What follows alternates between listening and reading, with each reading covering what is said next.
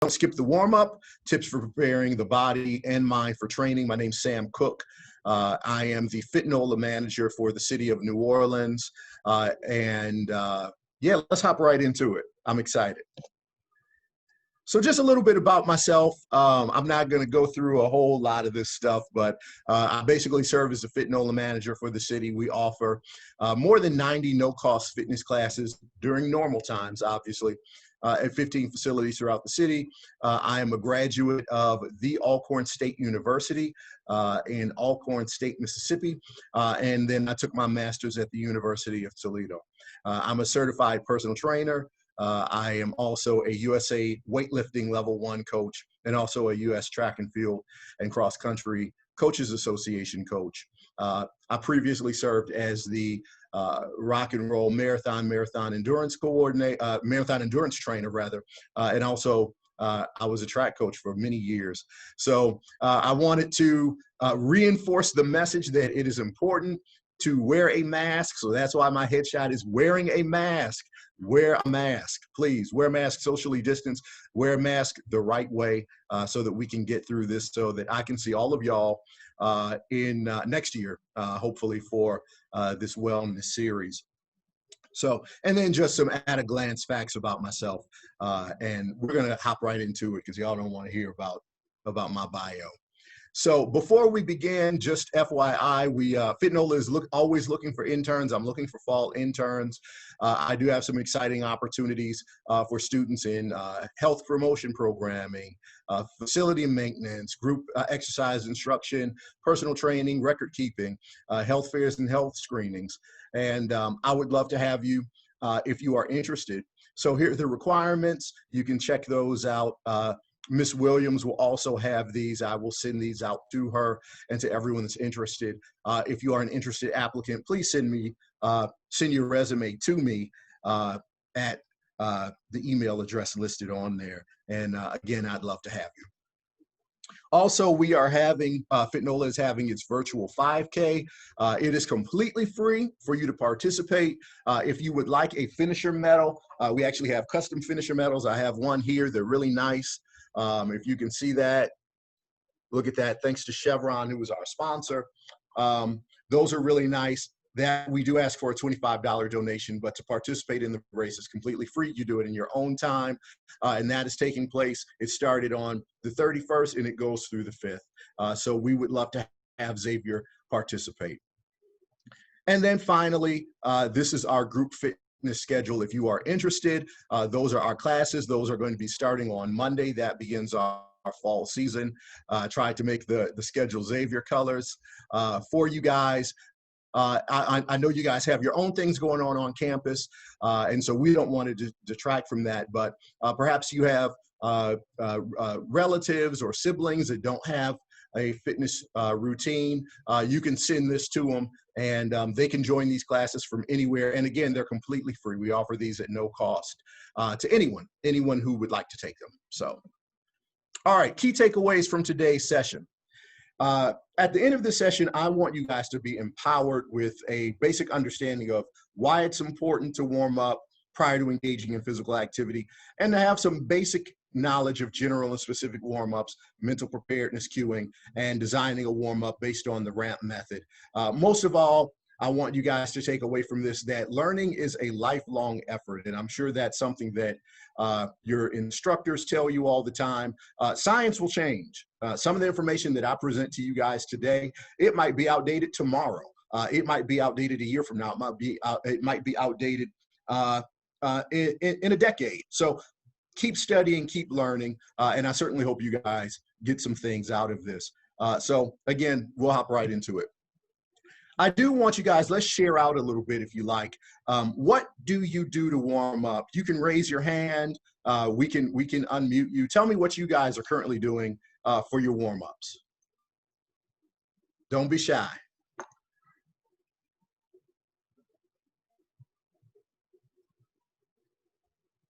Nobody? Stretching, okay. That's a good one. We'll talk about that a little bit more. Anyone else?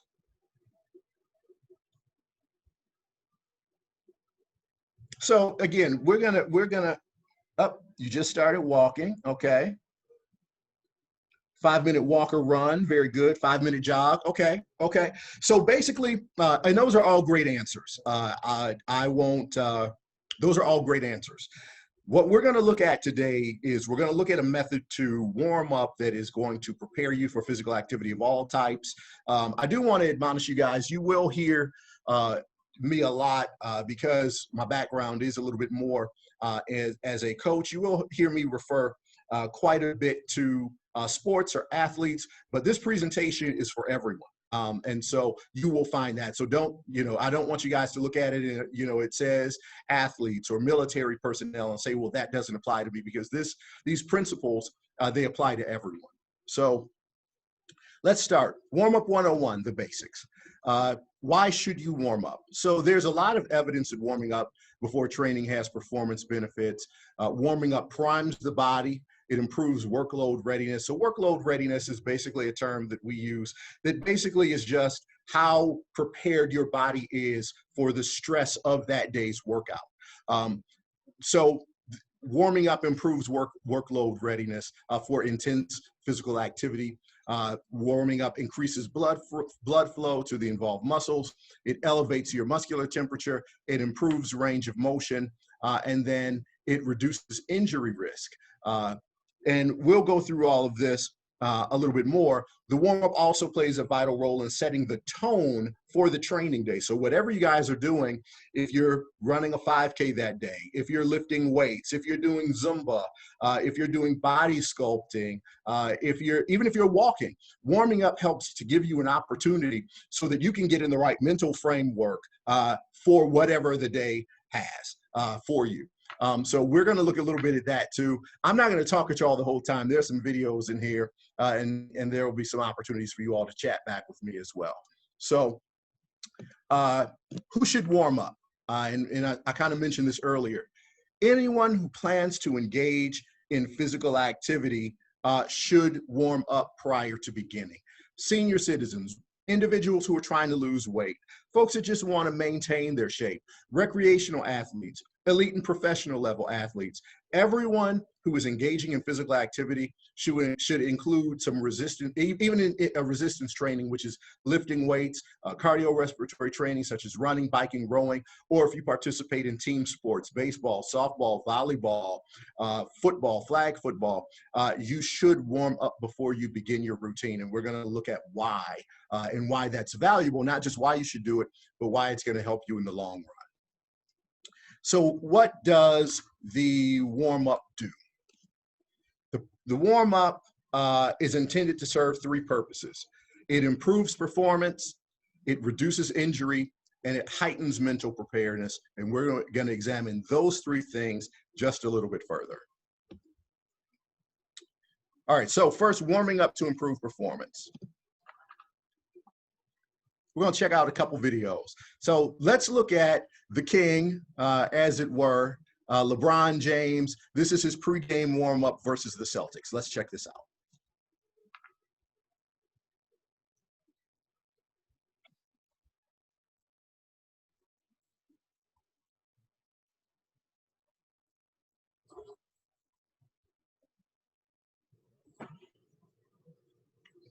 I want you to pay attention to what he's doing. You're going to see some of these things a little bit later.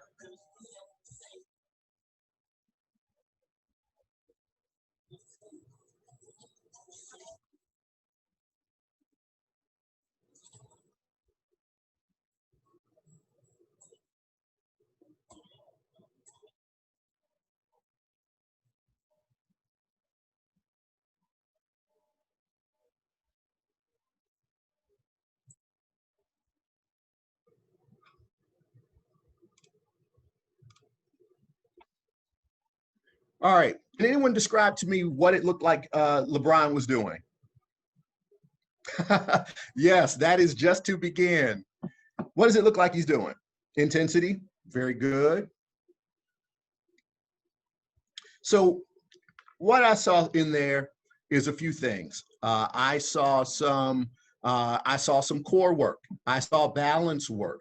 I saw working his hip flexors and getting his hip flexors open. And so we're, and also we have to conceptualize. So when you saw him doing the reverse back, the reverse crunches, that's also, the back is considered a part of the core.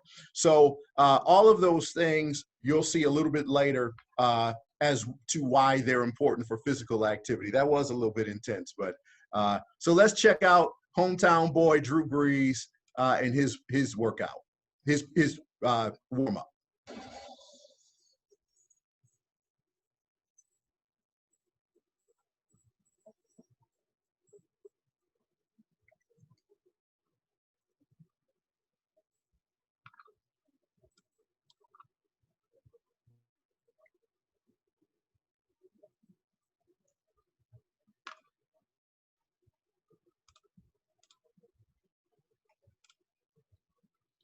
All right, what y'all notice there?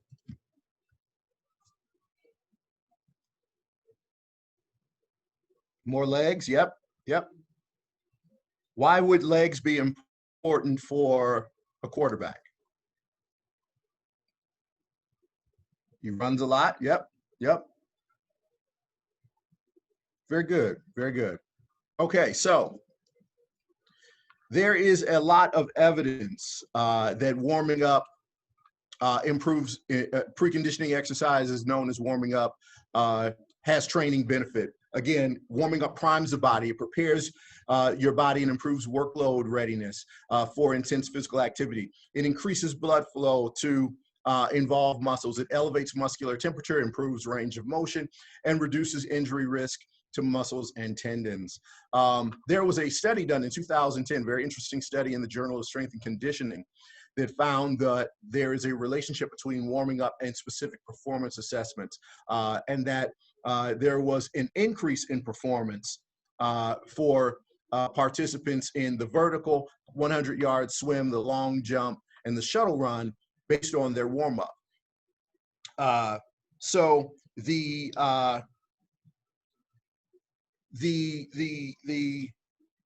muscles are very much better primed for activity when they are warm. So again, we talk about raising your core, raising your body temperature, getting your muscles warm. That is because a warm muscle is more productive. And then again, the performance enhancement benefit of warming up is directly related to muscle suppleness. So I want you to think, if this were a rubber band, obviously a rubber band, if it's stiff and you pull it, what happens to it? Does anybody know?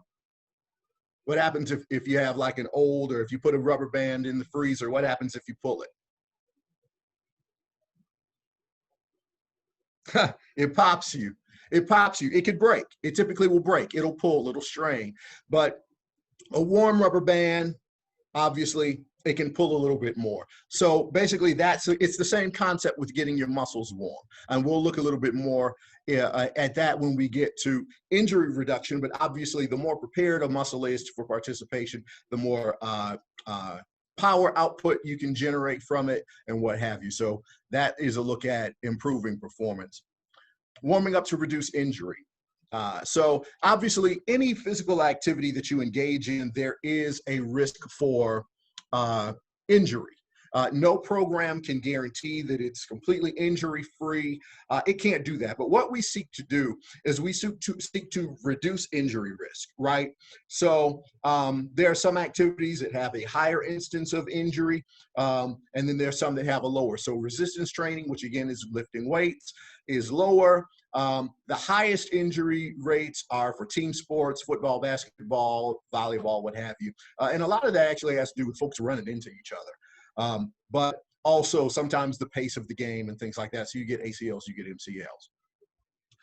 Intermediate for running and aerobics. A lot of times in those things, you'll get what are called, so for like running, you get overuse injuries where it's just a repetitive motion over and over and over again. And you get things like shin splints, or you get kind of aches and pains having to do with just the same motion over and over. And then the lowest instance, cycling, walking, and resistance training. Now, I don't say this for, if you're a runner, for you to go out and say, okay, well, I'm not going to run anymore, I'm going to cycle. That is not what I'm saying. What I'm saying is that a properly executed warm-up regimen can help to reduce injury risk. And it's because it improves the muscle's dynamics so that it's less inclined to injury, and it prepares you for the physical demands of the training day. And then, you know, there's some statistical information. I'm not really going to get into the different classifications of injuries. I will say, though, that, again, the most common injuries associated with physical training are strains, sprains, and overuse injuries. And those typically are are injuries to the muscle. So, all right, my favorite part, warming up to heighten mental preparedness. I want to play this video, and I got to turn this bad boy way up. But it is basically in a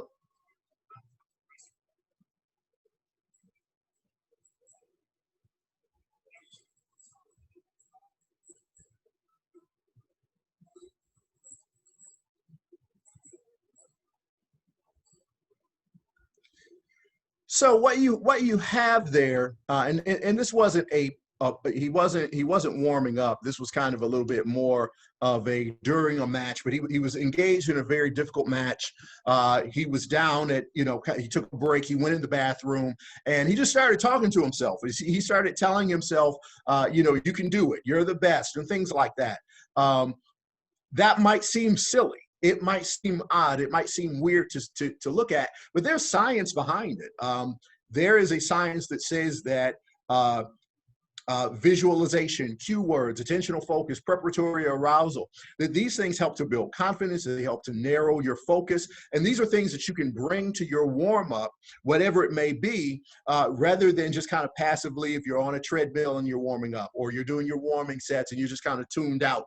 Use that time to narrow your focus and to focus on what needs to be done. And it's called psyching up, because any type of physical activity can induce stress, whether it's that you're a novice in the weight room or you're a competitive athlete. You should use that warm-up time to really get, excuse my frame of language, but to get war ready, right? Because what is sport, what is physical activity but battle, right? So you are getting prepared to engage in whatever you're going to do. When I was when back in my competitive days, again, I did some powerlifting, and I threw the hammer and the weight.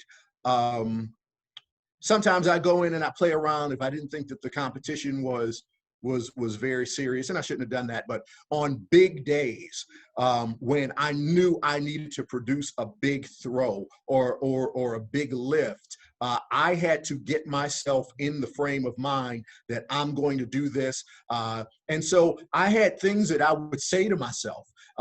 You know, someone might seem a little bit crazy. When I was doing my warm-ups, and we'll get to that a little bit later, I would, I had certain types of music that I listened to. When I was in the powerlifting gyms, that's when I started getting into rock and roll. So Nirvana, I started getting into Guns N' Roses, Aerosmith, things like that, because it got me in a certain frame of mind that other types of music didn't.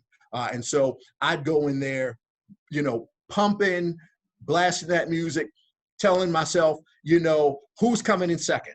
Who here is coming in second? And that was something that I would repeat to myself because I knew it wasn't going to be me.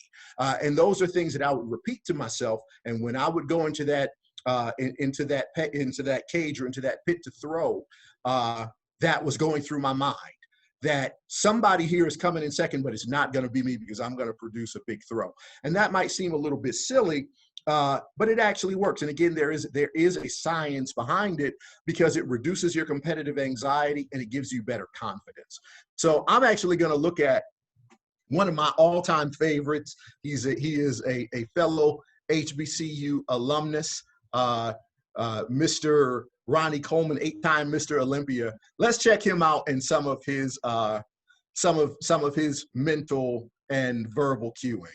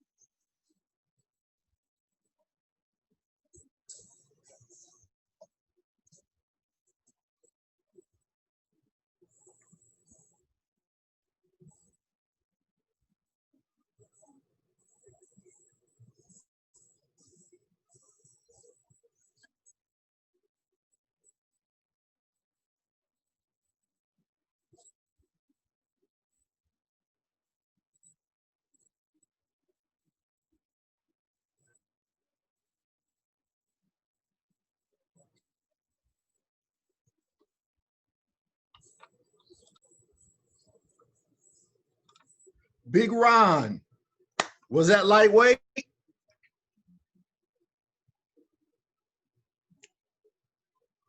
Was the weight light, folks? No, it was heavyweight. The weight was heavy, right? But that was kind of something that he said to himself to psych himself up to say, hey, this weight is not as heavy as I think it is. So 100 pounds, you know, he's telling himself this is lightweight. So he's psyching himself up to prepare himself. Okay. So share out, another share out opportunity. Do you use any mental cueing before workouts? What do you do before you work out to prepare yourself mentally? Let me know. You can drop it in the chat or you can raise your hand. I can do this. You say, I can do this to yourself. Good. Don't be shy, folks.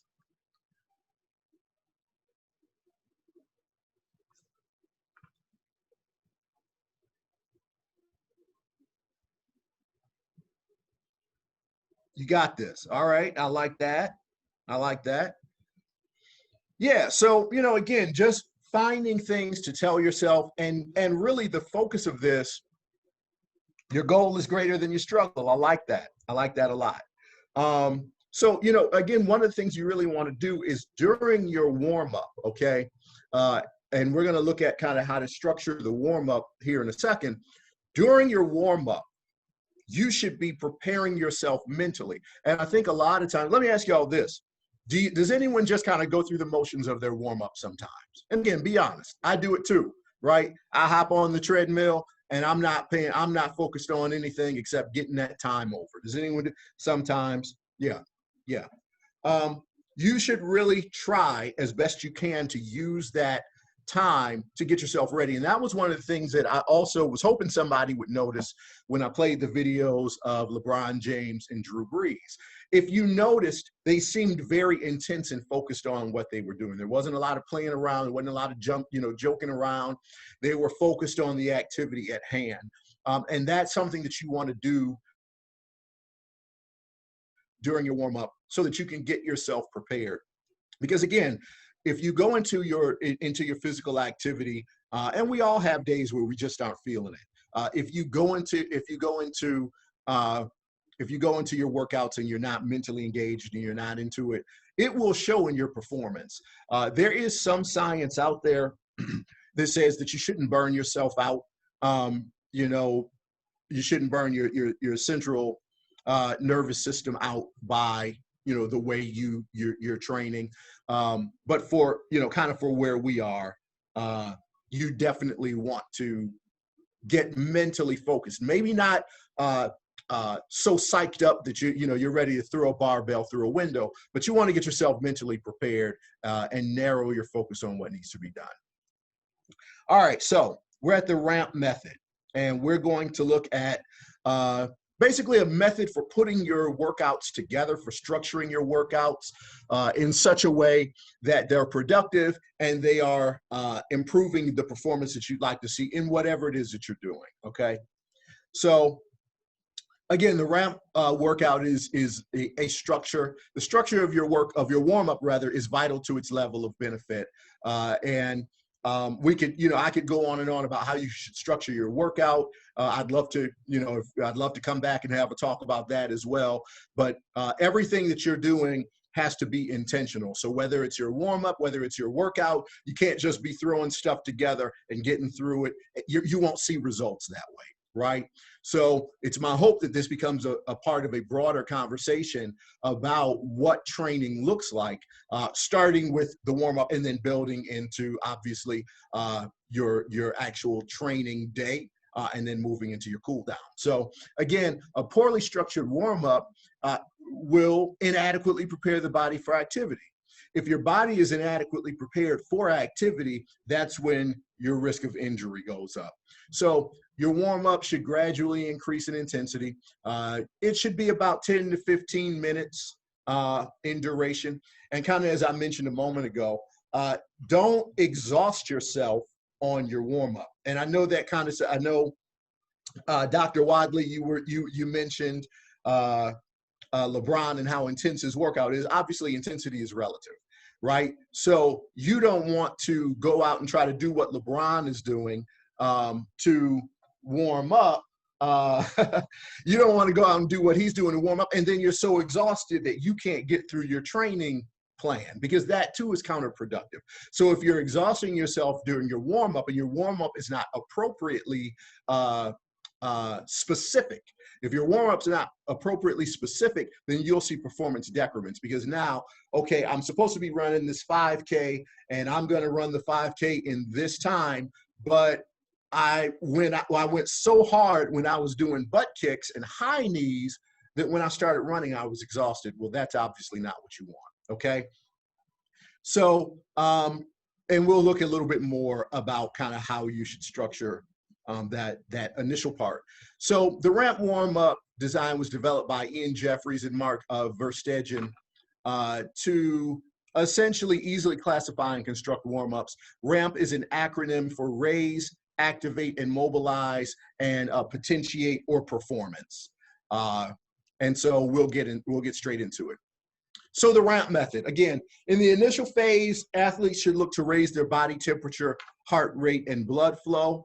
In the raise phase, you want to focus on simple sport-specific movements, squatting, lunges, crawling, A and B skips, waterfalls. Those are some examples. So let's check out how I would begin a ramp warm-up in the first phase. Some high knees, some skips, some squats. Very basic movements. It's not sports specific, but it's very basic, right? That is in this phase, in the raise phase, right? This is the point that I'm just trying to raise my body temperature. If you notice, I'm not exhausting myself right there, right? It's just raising my body temperature and getting me prepared for activity, right? That's where I want to be in the raise phase. Any questions about the raise phase? Going once, going twice. Cool. I like to think that there are no questions because I'm explaining this exceedingly well, okay? Okay, in the activate and mobilize phases, athletes, coaches, whomever you are, you want to focus on activating key muscle groups and mobilizing key joints. So movements in these phases include mini bands. Remember, LeBron had the band and he was working on his hip flexors. He's going side to side. He's using the bands just to provide a little bit of elastic resistance. Balance work, spinal mobility exercises, and they focus on flexion, extension. So flexion would be a movement like this, right? Extension would be bringing it straight up. Lateral flexion, which would be this way, and then rotation, right? Which is rotating, okay? Movements in these phases can go from general to specific, but basically should consider the foundational movements to be performed. This allows that word that we use, specificity, with the movements and exercises selected for the warm-up, right? So I'm going to go through a couple here. Again, we'll go back to I was a hammer thrower, and so if you know anything about the hammer, it's a lot of rotation and things like that. You got to use your shoulders, you got to use your core. So let's check this out as to how I would use the activate and mobilize phase. If I can get this thing, there we go. Working the shoulders, working the back here. And then here you see me moving a little bit more into the specific movement of a hammer throw, right? So I'm getting ready to chuck that thing over my shoulder, okay? And then again, you also may want to start to work on your balance a little bit. Now, again, if you notice, I'm not tiring myself out here. I'm not exhausted here. So right here, you see me working on my balance. I've got one leg up. I've got a med ball, and I'm just doing wood chopper. So I'm coming up, I'm touching the ground, I'm engaging my core just so that I can begin to do some of these things. One thing I would encourage, add these to your workout routine. These are actually really, really tough, as you can see. And so I was wobbling all over the place, but add those to your workout routine. Those are really fun. And they're tough. And they, again, they work your core and they work your sense of balance, because balance, again, is something that can be trained. And so particularly as we age, we want to work on our balance, because you can lose that over time, right?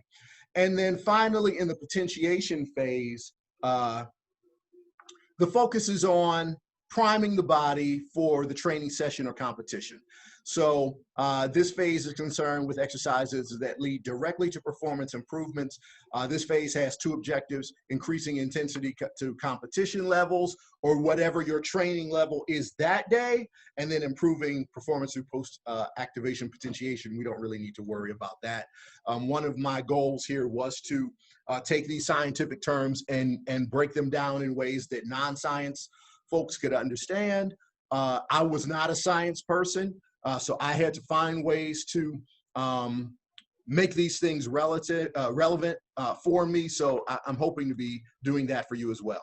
So let's check out, this is someone that would be in the potentiation or performance phase. Let's check out what he's doing.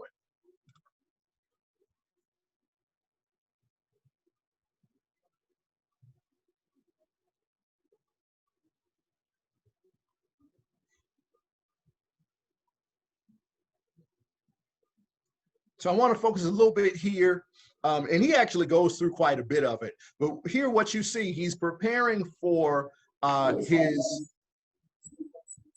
I'll let him chat.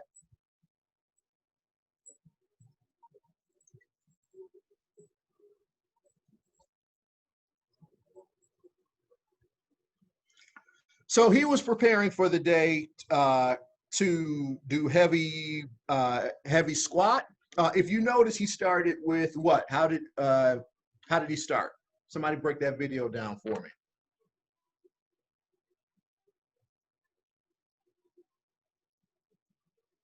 Less weight. Yep. So he started with pretty much just the barbell. And then if we watched a little bit more, he basically increases the weight over time until he got to his max for that day. He's a competitive power lifter. He basically worked to increase his weight for that day. So that's kind of the potentiation phase. So again, going back to my experience, if I was doing bench press, I would start with the barbell and just go up to my max. If if you're a runner, if you might start off kind of at a slow pace, a nice light jog, but if you're really going at a medium pace for the day, you obviously want to pick it up to that pace. So you'll start out at a lower pace, kind of a nice jog or what have you, and then progress into your pace for the day. And that works for pretty much whatever it is that you're trying to accomplish. Deadlift, same thing. Start with the bar.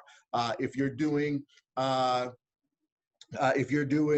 barbell curl, dumbbell curls, start with the lower dumbbell and work your way up. Those are what are called warming sets. So your warm-up sets, and you should do those for everything, because it prepares the muscles, it prepares that muscle group, it prepares your tendons, ligaments, and all of that for activity. And so you should do that for everything. So then we'll just look at a sample ramp warm-up. So again, you've got your categories: raise, activate, mobilize, and potentiate. So you might do a 5. So this is a person that's going in the gym, and they're going to squat for that day. They're trying to do a heavy squat. They're trying to max on squat. 5-minute jogging at a light pace, 20-yard lateral shuffles, 20-yard back pedal, 20-yard A skip, 20-yard B skip. Then so that's again raising your temperature. You just want to get a little bit, you want to get warm, you want to be glistening a little bit, you don't want sweat drenching, but you also want, again, you want that body temperature, that muscle temperature to raise. In the activate phase, you want to start to activate your muscle. So you want to start to think about, what muscle groups am I working on this day? So obviously for squat, it's your quads, it's your hamstrings, it's your glutes, it's your core, it's your back. It actually is, is your calves. There's a lot of things. A lot of muscles go into squat. But we're going to focus pretty much on the glutes. So this person is going to do some glute bridges, targeting their glutes, 3 sets of 5. They're going to do open the gates. They're going to do leg swings. Then they're going to get into mobilizing. So they're getting a little bit more specific here. Air squats, hip flexor work. And then finally, when they get to potentiate, they're doing warming sets. So they pretty much just want to do their barbell only. They're going to do 3 sets of 10. And so they're going to, you know, that's going to be the setup for their, for them to warm up. And that's just their warm up. So then let's say that they moved on from squat, from squat to deadlift.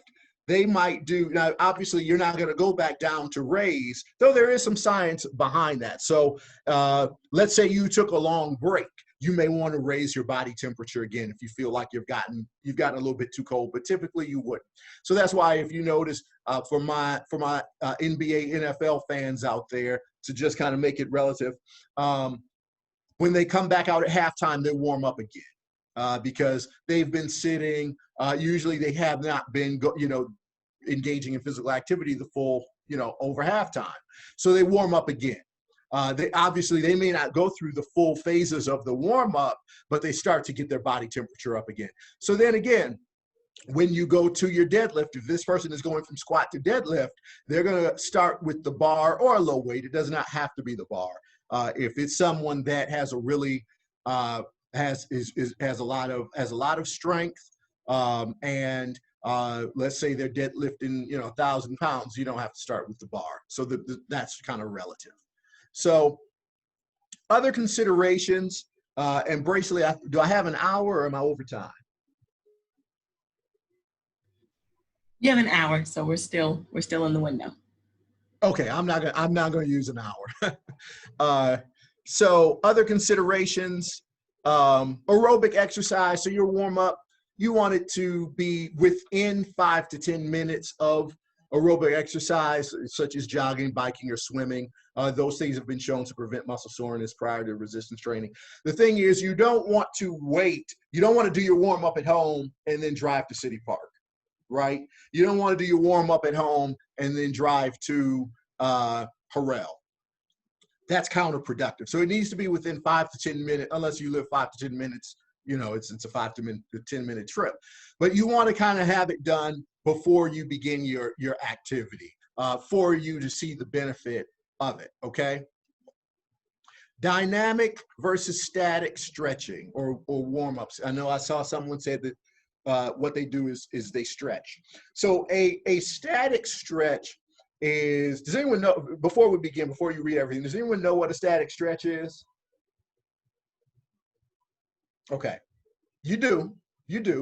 So a static stretch is pretty much what you see it a lot, right? You see some people, they're getting ready to engage in physical activity, and let's say they do this, and they hold it for 20 seconds, right? Or 30 seconds, and then they go to the right, and they hold it for 30 seconds. Well, that's fine, but let me ask you this: is that raising your core temperature? Is that raising your muscle temperature? Is it activating the muscles that you're going to, activating and mobilizing your muscle groups that you're going to be engaged in? Let's say, again, you were going to run that day. It is not, right? And is it potentiating, or is it preparing you for performance? It is not, right? And so a lot of times, studies have shown that a dynamic warm-up, which again is kind of going back to your high knees, your butt kicks, things that mirror a little bit more the activity that you're going to engage in. Studies have shown that those things actually prepare the body better than static stretching. So if you're, Dr. Wadley, if you're going to go and you're going to jog, or if you're going to walk, it may be a little bit better for you to do leg swings where you're just you're holding on to something and you're swinging the leg in and out, right? Or you're swinging the leg up and down. That might be better than if you just go down and you grab the ankle and you hold for 20 seconds, right? So it is preferred that you do a dynamic warm-up before activity. That is not to say that static stretching is a bad thing. I know people that swear by it. I know people that say that it reduces soreness in them. I don't want anyone going back saying Sam Cooke told me not to do static stretching. What I'm saying is that studies typically show that performing a dynamic warm-up increases performance, right? Some of that could be based on the training level, but typically you want to do things like walking lunges, again, leg swings, torso twists. Those are kind of dynamic warm-up type things that you want to use before you begin to begin exercise. Your static stretching typically comes on the back end, right? So you've finished your run, you've done your cool down, and now, okay, I'm going to stretch out. That's a little bit better because it's a cool down part, but you definitely want to follow, again, your ramp principles when you're warming up, okay? And then, again, general versus specific warm-ups. So your general warm-up is just basic movements that you may do. So it's just kind of picking anything, right? I'm going to go into the gym and I'm going to, I'm gonna deadlift, and I say, okay, well, I'm just going to jog on the treadmill. And that's fine. You want to get about you want to get your aerobic activity in there. But a general warm-up involves non-specific body movements, such as, again, running, jogging, cycling, calisthenics. Your specific warm-up involves movements and activities that are specific to what you're engaging in, right? So again, your warm-up sets on your barbell. So if you're performing heavy benches, you might want to use the weight of the barbell and then progress through. And so there is evidence to suggest that specific warm-ups are the most effective, again, likely due to the fact that they mimic the movements required, during activity. That said, your warm-up has to be individualized relative, to the intensity and duration of your workout, and with both factors being related to the strain of your day's activity, right? So only you kind of know what your intensity level should be for your workout. Your coach may know if you have a coach, your trainer may know. But if someone is having everyone do the same warm-up and there's no variation, obviously we're all different, right? So I'm different than LeBron James, obviously, right? I'm different than Tom Brady or Drew Brees, and I'm different from, Miss Braceley. We're all different, and so we all require a little bit more to get going, and also we all engage in different activities, and so your warm-up has to be specific to that activity. Q&A. We got about 5 minutes. So, Ms. Braceley, I don't know if you want to open it up and let folks unmute.